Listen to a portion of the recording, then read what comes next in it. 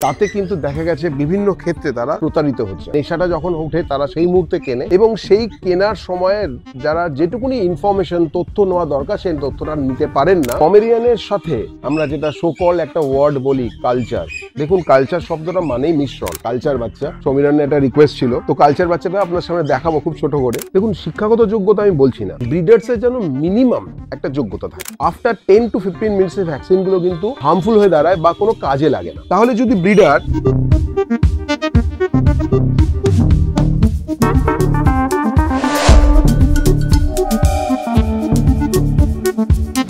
So welcome back to dog exclusive. আজকে আরো একটা ভিডিও আর ঠকবো না ক্যাম্পেনে। আজকে পম নিয়ে কথা বলবো, তবে একটা ছোট্ট রিকোয়েস্ট আপনাদের সবার কাছে, যে আপনাদের যদি মনে হয় যে আমার এই ভিডিওগুলো সোশ্যালি এবং আপনাদের লাইফে কোনো কাজ করছে, তাহলে আপনারা ভিডিওটা দেখার পরে লাইক আর সাবস্ক্রাইবটা করুন, আর প্রয়োজনে শেয়ার করুন যাতে এই ভিডিওগুলো আরো বেশি রিচ পায়, কারণ খারাপের ভিড়ে ভালোটা কোথাও না কোথাও হয়তো হারিয়ে যায়। তো এটা প্রথম রিকোয়েস্ট আপনাদের কাছে করলাম। আর দ্বিতীয় রিকোয়েস্ট করবো যে আপনাদের সুবিধার্থে অনেকগুলো ছোট ছোট অ্যাক্টিভিটিস ট্রাই করি, যেমন একটা ফেসবুক গ্রুপ আছে এবং একটা হোয়াটসঅ্যাপ গ্রুপ আছে। এই দুটো জায়গারই লিঙ্ক ডেসক্রিপশনে দেওয়া থাকবে, যদি মনে আপনারা জয়েন করতে পারেন। এগুলো ফ্রি টুল, আপনাদের পেরেন্টহুড যাতে ইমপ্রুভ করে তার জন্য করা। ফার্স্ট অফ অল ওয়েলকাম দাদা আমার চ্যানেলে ডগ এক্সক্লুসিভে। থ্যাংক ইউ ভেরি মাচ সময় দেওয়ার জন্য। প্রথমে যেটা জানতে চাইবো যে আপনার জার্নিটা ইন শর্ট যদি একটু সবাইকে বলেন। আমি সুজিত সাহা, আমার বাড়ি বেলুড়ে। এই প্রোগ্রামে ডেফিনেটলি ইনভাইট করার জন্য আমি ধন্যবাদ জানাবো। আরো সাথে সাথে এই ডগ এক্সক্লুসিভ যে প্রচেষ্টা, সেটাকে আমি খুব আন্তরিক শুভেচ্ছা জানাবো। আজকের ডেটে মানুষ দেখা গেছে যে প্রবণতা রয়েছে যে ছোট ব্রিড বা যে কোনো ব্রিড নেবার, তাতে কিন্তু দেখা গেছে বিভিন্ন ক্ষেত্রে তারা প্রতারিত হচ্ছে। নেশাটা যখন ওঠে তারা সেই মুহূর্তে কেনে এবং সেই কেনার সময়ের যারা যেটুকুনি ইনফরমেশন তথ্য নেওয়া দরকার সেই তথ্যটা নিতে পারেন না। তার ফলে তাদের দুটো জিনিস হয়, এক হচ্ছে অর্থের ক্ষতি হয়, তার সাথে একটা ট্রমাটিক একটা মানসিক চিন্তা বা মানসিক একটা ট্রমা বা একটা বিষাদের সিচুয়েশনের মধ্যে পড়তে হয়। মানুষ যখন কিনতে যায় তখন যদি তারা প্রয়োজনীয় তথ্য না নিয়ে কিনতে যায়, তখন দেখা গেছে তারা ভুল জিনিস কিনে ফেলে। থ্যাংক ইউ ভেরি মাচ দাদা, এত সুন্দর সুন্দর কথা বললেন। আই হোপ আমাদের সবার উদ্দেশ্য একই, সেটা হচ্ছে মানুষের কাজে লাগা ভিডিওগুলো। অলরেডি পম নিয়ে রিসেন্টলি আমি একটা ভিডিও করেছি, সেই ভিডিওতে আমরা টোটাল ডিসকাশনটা করেছিলাম। বাট আজকের এই ভিডিওটা কেন প্রয়োজন হলো, কারণ ওই ভিডিওটা পুরোপুরি থিওরিটিক্যাল ছিল।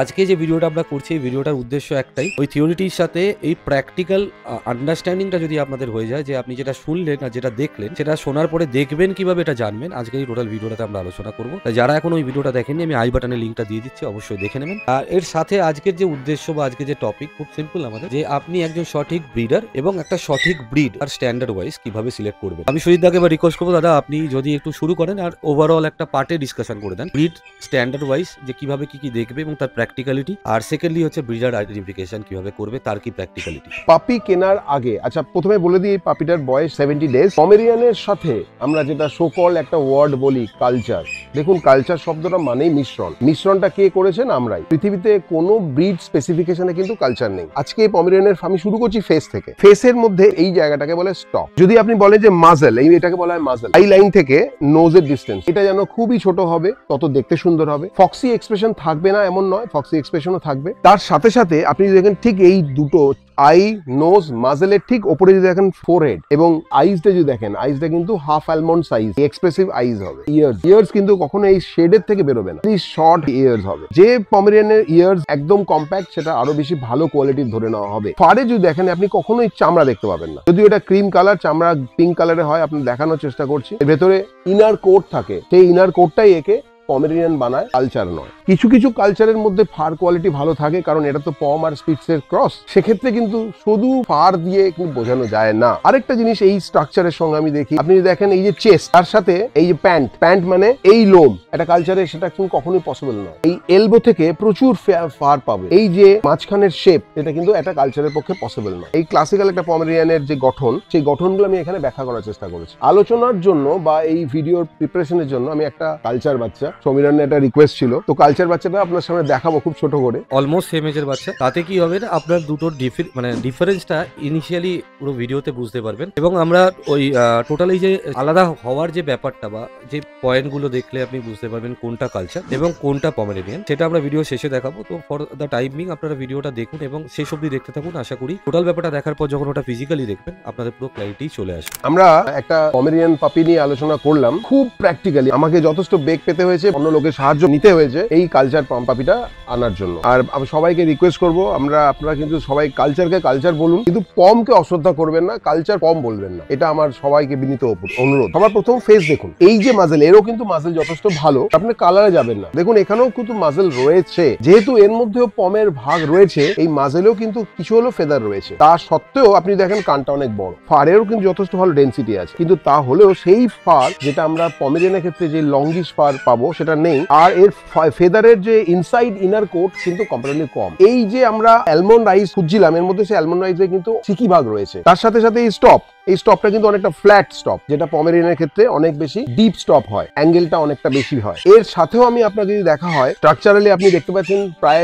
72-73 দিনের বয়স। টেল সেটিং, এরা পমেরিয়ানের টেল সেটিং দেখিয়েছি, এই টেল সেটিংও কিন্তু পারফেক্ট, কিন্তু টেলটা দেখুন কত বড়, এত বড় পমেরিয়ানের টেল কখনো হয় না। কিন্তু আশ্চর্যজনক ভাবে এরও প্যান্ট আছে, এরও এলবো ফেদার রয়েছে, কম বেশি হলেও রয়েছে, কিন্তু এর গুণ দিয়ে একে পমেরিয়ান করা যায় না। পমেরিয়ান পাপির আপনারা যদি ঠিক এর আগের ভিডিও অংশটা চালিয়ে দেখেন, তার সঙ্গে এর যদি বৈশিষ্ট্য দেখেন, অনেকটাই ডিফারেন্স বুঝতে পারবেন। এই গুণগত দিকগুলো দিয়েই কিন্তু একটা পমেরিয়ান পাপিকে পমেরিয়ান বলা যায়। আরেকটা জিনিস কালার নিয়ে আপনি যাবেন, এই সক্স আছে, কিছু পমেরিয়ানের ক্ষেত্রে সক্স থাকতেই পারে, এই যে মার্ক রয়েছে, পার্টি কালারের পমেরিয়ানও পাওয়া যায়। কালার কিন্তু কখনো ডিস্টিংগুইশ করে না কালচার পমেরিয়ান ক্ষেত্রে। শরীরের বৈশিষ্ট্যটা কিন্তু বেশি ইম্পর্টেন্ট কালারের থেকে। তো এখন দেখুন আপনাদের জন্য দুটো বাচ্চা পাশাপাশি রাখা আছে। আপনাদের লেফট হ্যান্ডে যে বাচ্চাটাকে দেখছেন হোয়াইট কালারে, অলমোস্ট হোয়াইট, এটা হচ্ছে পমেরিয়ানের বাচ্চা। আর বাঁ হাতে যেটা দেখছেন সেটা কালচারের বাচ্চা। আমরা সমস্ত রকম ভাবে চেষ্টা করছি আপনাদেরকে এডুকেট করার জন্য, যাতে কেউ না আপনাকে ঠকাতে পারে। দরকার পড়লে এই ছবিটার স্ক্রিনশট নিয়ে রাখুন, এখান থেকে আপনারা একটা আপনাদের সাপোর্টিং হিসাবে রাখুন,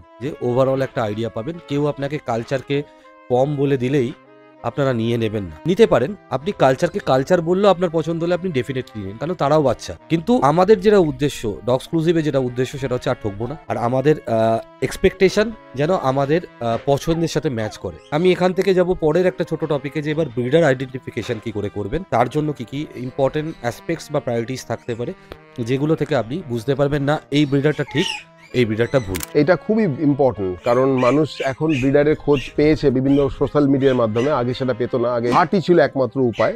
তো আমি কখনোই বলবো না যে আপনি হাট থেকে নেওয়ার জন্য, বলবো ব্রিডারের থেকে নেওয়ার জন্য। এটা একটি কারণ, যাতে ব্রিডার প্রোটোকল মেনটেন করে এবং তার সাথে আপনি সরাসরি কথা বলে সেটাও জানতে পারেন। তারপরে কি ভ্যাকসিনেশন দরকার, কি খাওয়া দাওয়ার ওর পথ্য ইউজ করা দরকার, সেটা আপনি জেনে সেভাবে আপনি মেনটেন করতে পারবেন। ব্রিডার যদি আপনি চুজ করতে যান, সবার প্রথম আপনি দেখতে পাবেন তার ব্রিডারের কাছে বাবা এবং মা কি কোয়ালিটির আছে, এবং বাবা মা কোয়ালিটি এবং কত দিনের। কথার কথা আমি বলছি, আমার কাছে 8 বছরের পুরনো একটা পমেরিয়ান আছে। যদি 8 বছরের পুরনো পমেরিয়ান থাকে এবং সেটার পেপারস থেকে শুরু করে সমস্ত ডকুমেন্ট থাকে, তাহলে 8 বছরের অভিজ্ঞতা আমার আছে।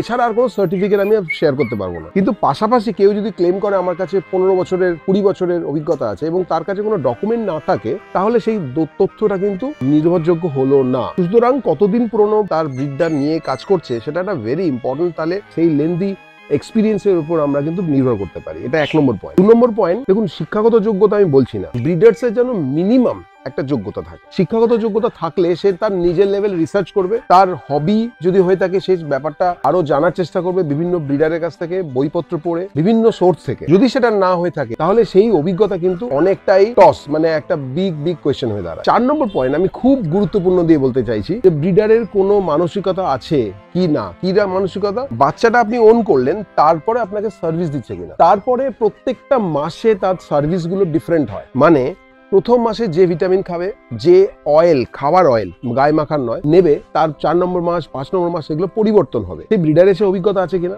ব্রিডার জানে কিনা। সাধারণত আমি দেখেছি, লক্ষ্য করে, মানুষের এই স্পষ্ট ধারণা নেই। আমি কাউকে মিন করে বলছি না, অনেকেরই আছে, আবার অনেকের নেই। শুধু যদি আপনি এই ব্যাপারগুলো আগে থেকে ব্রিডারের সঙ্গে কথা বলে নেন, তাহলে আপনি কিন্তু ঠকবেন না। এরপর একটি পয়েন্ট আমি একবার বলবো, সেটা হলো, যদি আপনি কখনো যান, আপনি দেখবেন যে তাদের ভ্যাকসিনেশন শিডিউল কিভাবে মেনটেন করা হচ্ছে, ব্রিডারের ভ্যাকসিনেশন শিডিউল সম্পর্কে আইডিয়া আছে কি না। আপনি দেখবেন তথাকথিত বহুল প্রচলিত ভিডিও আছে ইউটিউবে, সেই ব্রিডার একটা ভ্যাকসিনের সেট নিয়ে হাফ এন আওয়ার ধরে সেই ভিডিও করছে। সে কারণে আমি আপনাকে বলি, অ্যাকচুয়ালি এই ভাইরাসের জন্য ভ্যাকসিন গুলো দেওয়া হয়, আফটার 10 to 15 মিনিটস ভ্যাকসিন গুলো কিন্তু হার্মফুল হয়ে দাঁড়ায় বা কোনো কাজে লাগে না। তাহলে যদি ব্রিডার আজকে এরকম একটা ভ্যাকসিনের ফাইল যদি আপনার সামনে 8 ঘন্টা রেখে থাকে, তাহলে টোটাল বক্সের মধ্যে যতগুলো ভ্যাকসিন থাকবে সেগুলো নষ্ট হয়ে হয়ে গেল। এবার এই নষ্ট হয়ে গেল ভিডিও করার জন্য সে কখনো নষ্ট করলো না, নষ্ট করার পর সে বাচ্চাদেরকে ইনজেক্ট করলো, তাহলে সেই বাচ্চাটা আপনি নিলে কিন্তু আপনি ভ্যাকসিনেটেড পেলেন না। তাহলে এই 5টা পয়েন্ট কিন্তু খুবই ইম্পর্টেন্ট। এখানে একটা ছোট্ট জিনিস আমি অ্যাড করবো লাস্ট, যেটা দাদা তখন বলছিলেন যে তার সাথেও সব থেকে বড় ইম্পর্টেন্ট হচ্ছে ব্রিডার সিলেকশনের ক্ষেত্রে আমার বিগত 3-4 বছর অভিজ্ঞতা থেকে বলছি যে আপনি সময় দিন, আপনি তাড়াহুড়ো করবেন না। সোশ্যালিও অনেক কিছু জানা যায় সেই ব্যক্তির সম্পর্কে যার থেকে আপনি নেওয়ার কথা ভাবছেন, ডেফিনেটলি একবার ক্রস চেক করে নেবেন। তো আই হোপ এই 5-6খানা পয়েন্ট এবং এর আগের যে আমরা ডিফারেন্সিয়েটটা করলাম এতে আপনাদের ক্ল্যারিটি আসবে এবং অ্যাবসোলুট একটা থট পাবেন রিগার্ডিং পমেরেনিয়ান। আর তার সাথেই যদি ভিডিওটা ভালো লাগে, যদি মনে হয় যে আমাদের এই সময় দেওয়াটা বা আমাদের এই খাটনিটা সেটা আপনাদের কাজে আসছে, সমাজের কাজে আসছে, ডেফিনেটলি লাইকটা করে দেবেন আর ভিডিওটা শেয়ার করতে আর চ্যানেলটা সাবস্ক্রাইব করতে ভুলবেন না। কারণ এই ছোট্ট কাজটা আপনার হয়তো কিছু হয় না, কিন্তু আমি বা আমার এন্টায়ার টিম অনেক বেশি উৎসাহ পাই আরো নতুন নতুন ভিডিও আনার জন্য। দাদা লাস্ট ভিডিওটা শেষ করার আগে বলবো যদি আপনি আপনার কন্ট্যাক্ট নাম্বারটা একটু শেয়ার করে দেন, যদি কেউ আপনার সাথে কন্ট্যাক্ট করে। আমি ব্রিডিং রিলেটেড কোনো ইনফরমেশন, বাচ্চা রিলেটেড কোনো ইনফরমেশন থাকলে বা জানতে চাইলে বা ওদের ভালো রাখার জন্য যদি কোনো ইনফরমেশন নেন, চেষ্টা করবেন একটু হোয়াটসঅ্যাপে নক করতে এবং রাতের দিকে ফোন করতে। আমার নাম্বারটা হলো 8777372452। এই যে প্রচেষ্টা, আমি সত্যি সাধুবাদ জানাই। আপনারা যদি এই প্রচেষ্টাকে ভালো লাগেন, তার একটা রিফ্লেকশন দেবেন, তারা সেটা লাইক হোক, শেয়ার হোক, কমেন্টস হোক, তাহলে কিন্তু আমাদের এই ধরনের চেষ্টা করা আরো বেশি ভালো লাগবে। ধন্যবাদ সমীরণ, ধন্যবাদ। এর সাথে ভিডিওটা আজকে এখানে শেষ করলাম। তবে যেমনটা দাদা বললে, যদি ভালো লাগে আর একবার বলছি লাইক, শেয়ার এন্ড কমেন্ট করে দেবেন। ভালো থাকুন, সুস্থ থাকুন আর দেখতে থাকুন ডগস এক্সক্লুসিভ। এই বলে ভিডিওটা এখানে শেষ করলাম।